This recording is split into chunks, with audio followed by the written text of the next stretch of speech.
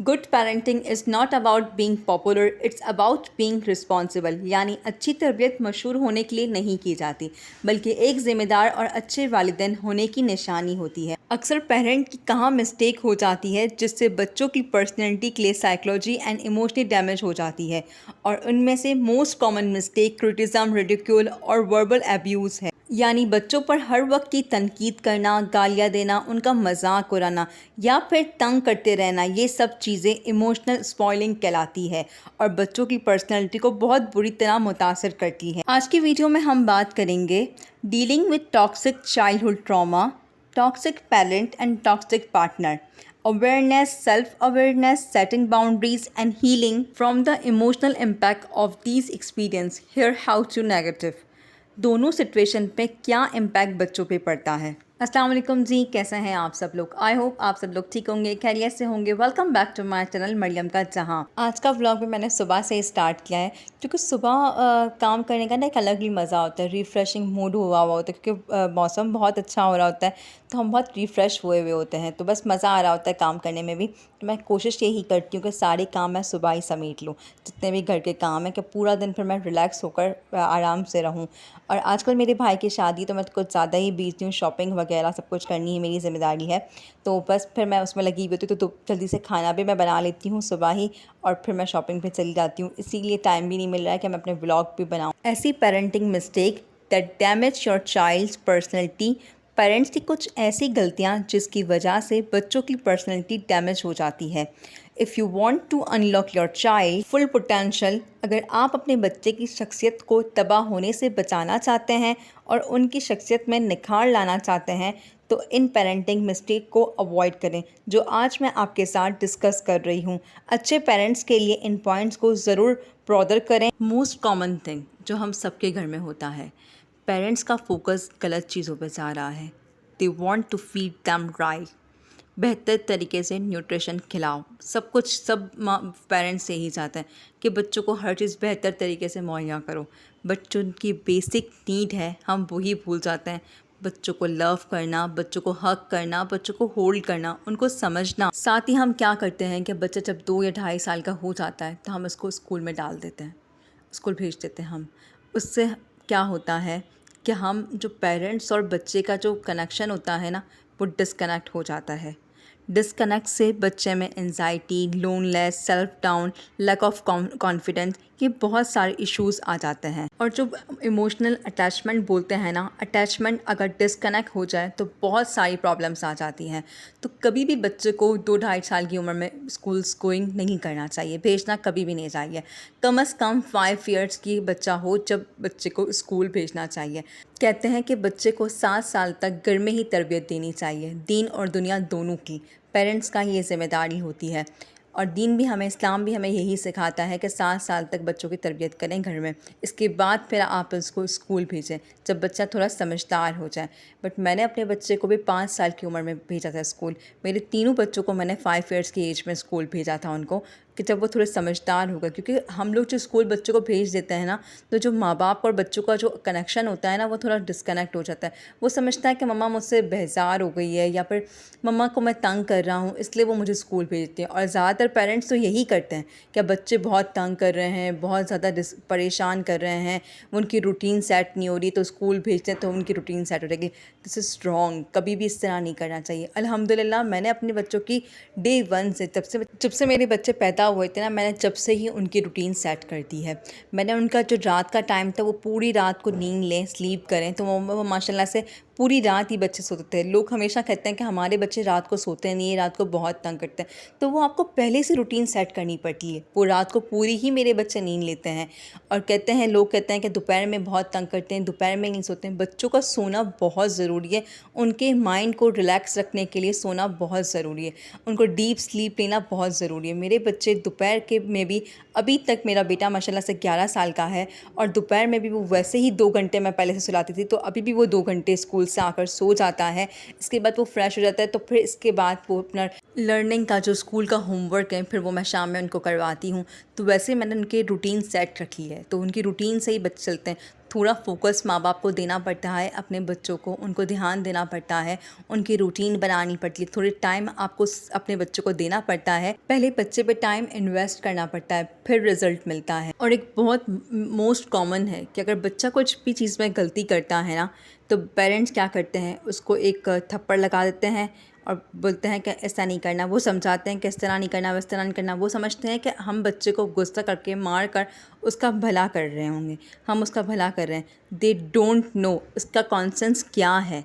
Simple से एक मैं आपको एग्जांपल देती हूँ कि अगर आपका बच्चा, किसी और बच्चे ने कुछ कह दिया तो आपके बच्चे ने उसको मारा, और आपने भी क्या किया कि आपने भी उसको गुस्सा किया, आपने भी उसको मारा।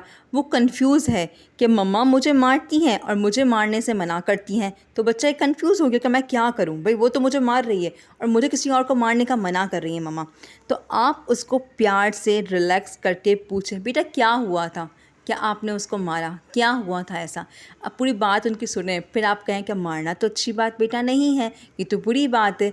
आप उनको फिर प्यार से समझाएं। देखिए हमारे यहाँ पर क्या होता है, पेरेंट्स कहते हैं कि हमें बस एक दो थप्पड़ लगाओ, गुस्सा करो, बस वो ख़त्म कर लिया। गुस्से से आपका ही नुकसान है सारा। आप बच्चे को कुछ सिखा नहीं रहे हैं, आप बच्चे को वही हाइपर कर रहे हैं। आप बच्चे को सिखाना बहुत ज़रूरी है। How to teach your child to think, to understand. उसको बताओ कि किस तरह से सारी सिचुएशन को अंडरस्टैंड करना है, रिलैक्स रहकर, काम रहकर किस तरह से सब कुछ संभालना है। हम क्या करते हैं, बच्चे को गुस्सा करते हैं, मारते हैं। हम चाहते हैं कि रिज़ल्ट हमें अपने मुताबिक मिले, हम जो चाहें बच्चा वही करे। रिज़ल्ट तो हमें अपने मुताबिक मिल जाता है। बच्चा डरता है, जब तक बच्चा डरता है, जब तक वो छोटा होता है। जिस दिन बच्चा बड़ा हो जाता है, जिस दिन बच्चे का डर चले जाता है, वो सब कुछ ख़त्म। वो बच्चा 6 फुट का हुआ, उसका डर सब कुछ ख़त्म। फिर वो आपकी कुछ भी नहीं सुनता। जितना आपने कंट्रोल में रखा हुआ होगा ना, फिर वो कुछ भी नहीं सुनेगा। फिर वो अपनी ही मनमानी करेगा, क्योंकि अब वो बड़ा हो गया है, उसका डर ख़त्म हो गया है।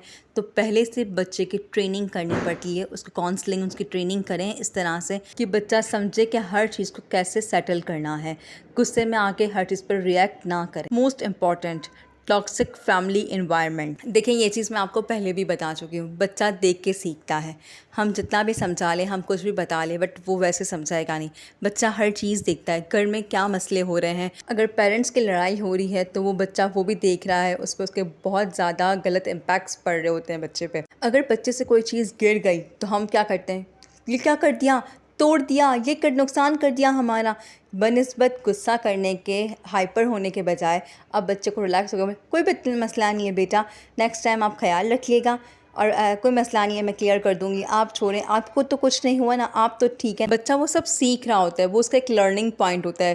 वो देखता है कि मेरी मम्मा काम रही हैं, तो मैं भी नेक्स्ट टाइम इस तरह से हाइपर नहीं होऊंगा। अगर कुछ चीज़ इस तरह हो जाए तो मैं भी काम रहूँगा। और हम सबके घर में एक कॉमन थिंग है कि हमारे घर में अगर जो पहला बच्चा होता है, अगर वो बहुत प्यारा होता है या ज़हीन होता है, या उसके अंदर कुछ ऐसी एबिलिटीज़ होती हैं और उसके सिबलिंग्स के अंदर इस तरह की कोई एबिलिटी नहीं होती है, तो हम क्या करते हैं, हम उसको बार बार दूसरे सिबलिंग्स को बोलते हैं, तुम्हारा भाई देखो कितनी मेहनत करता है, कितना अच्छा पढ़ता है, कितना सब कुछ करता है, तुम तो ये कुछ भी नहीं करते हो, तुम पढ़ते भी नहीं हो, तुम नंबर भी अच्छे नहीं लाते हो, तुम हमारा तंग करते हो, वो तो मुझे तंग नहीं करता है।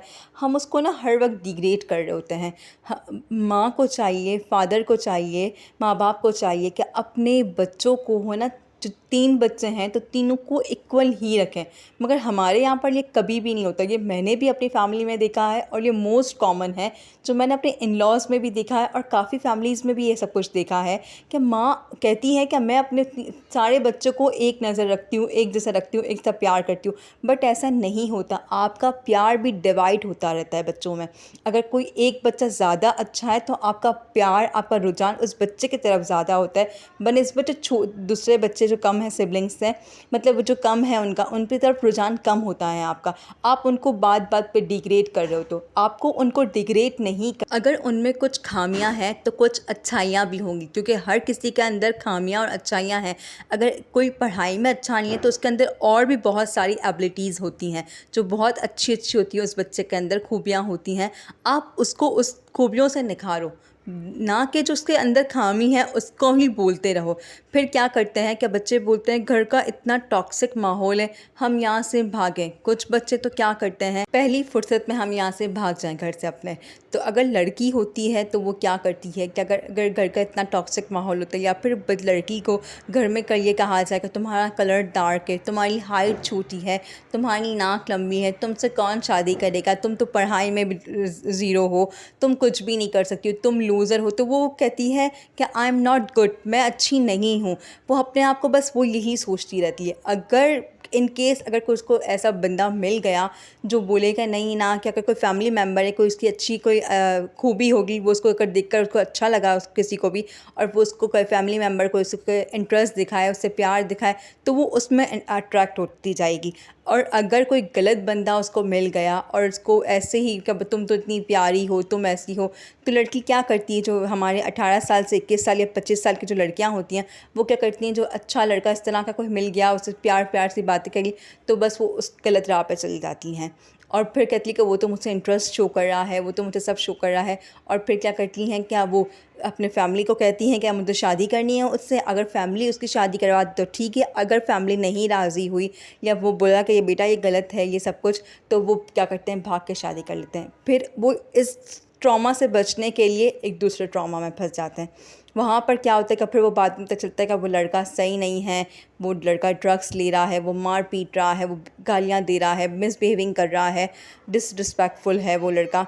तो वो इस तरह से ना फिर और प्रॉब्लम्स हो जाती हैं। तो हमें चाहिए कि हम घर का माहौल ही ऐसा नहीं बनाएं। और यहाँ पर काफ़ी लड़कियाँ ऐसे करती हैं कि हमारे घर में हमने देखा हुआ है पेरेंट्स लड़ रहे हैं, लड़ाई झगड़े हो रहे हैं, प्रॉब्लम्स क्रिएट्स हो रही हैं, तो हम ज़िंदगी भर शादी ही नहीं करेंगे।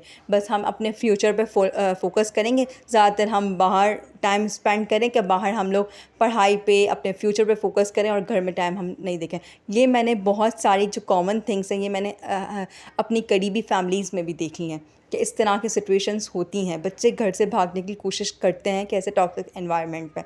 और काफ़ी जो लड़के होते हैं उनको अच्छी गैदरिंग्स मिल जाए या फ्रेंड्स अच्छे मिल जाएं, कोई समझाने वाला अच्छा मिल जाए, तो जब वो शादी करते हैं ना, तो वो फिर कहते हैं कि मैं कभी भी इस तरह से नहीं करूँगा, मैं ये जो चीज़ें मैंने फेस की है, मैं इसे ऐसे कभी भी अपने बच्चों के साथ, अपनी वाइफ के साथ इस तरह के नहीं करूँगा।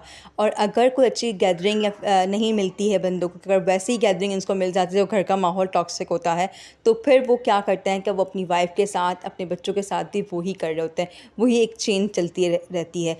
तो दिस सिचुएशंस, सबसे पहले तो हमें पेरेंट्स को ही अपने घर का एनवायरनमेंट, अपना सब कुछ चेंज करना पड़ेगा, कि हमें खुद समझना पड़ेगा और फिर बच्चों की तरबियत करनी पड़ेगी। बच्चों की तरबियत बहुत इम्पॉर्टेंट रोल है।